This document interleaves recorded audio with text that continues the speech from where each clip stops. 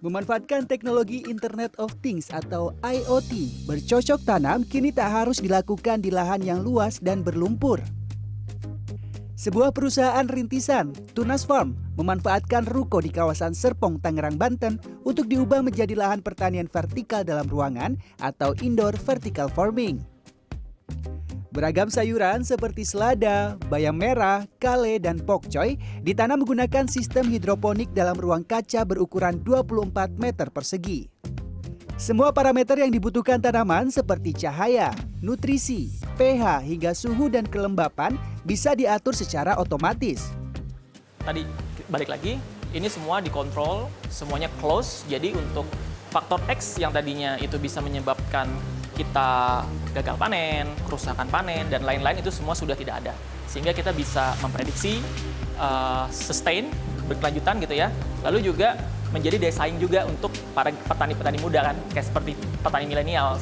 Mereka lebih tertarik untuk mengerjakan yang pertanian bersih gitu ya. Pertanian yang bersih, pertanian yang modern. Benih sayuran terlebih dahulu disemai di media rock wool selama 5 hingga 7 hari. Setelah itu dipindah ke netpot dan disusun dalam pipa-pipa yang diberi lubang dan dialiri air. Untuk fotosintesis tanaman, cahaya matahari digantikan dengan cahaya buatan dari puluhan lampu LED yang masing-masing berdaya 10 watt. Biasanya berwarna putih, kuning, atau merah. Suhu dalam ruangan bisa diatur menggunakan pendingin ruangan dan kipas angin berdasarkan kebutuhan tanaman menyesuaikan habitat aslinya.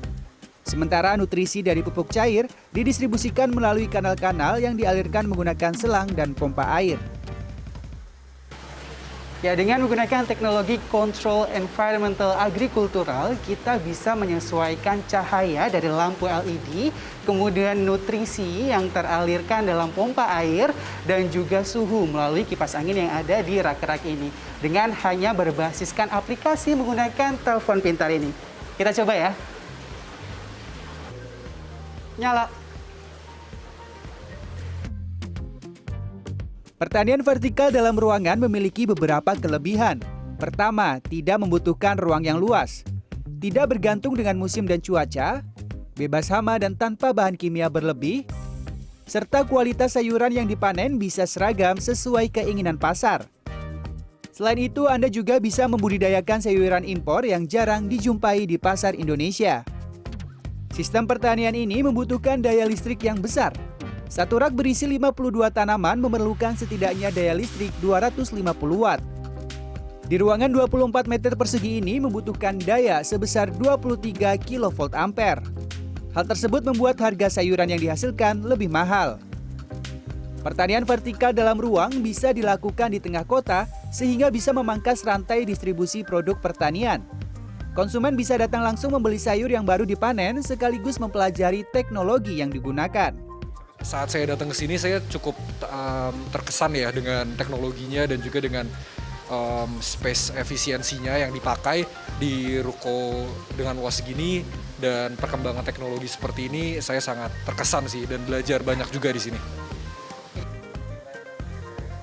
Kesannya lumayan bagus dan lumayan unik karena masih jarang sekali ya yang mempunyai bisnis di mana bisnis ini punya teknologi bisa mengembangbiakan tanaman dari bibit yang kecil. Jadi ini salah satu bisnis yang unik dan mungkin kedepannya bisa jadi salah satu bisnis yang akan booming di masa yang akan datang. Dengan teknologi pertanian vertikal dalam ruangan, produktivitas bisa terjaga sepanjang tahun. Dalam sebulan, sayuran bisa dipanen 4 kali dengan kuantitas hingga 350 kg sekali panen. Satrio Adi, Muhammad Iqbal, Tangerang, Banten.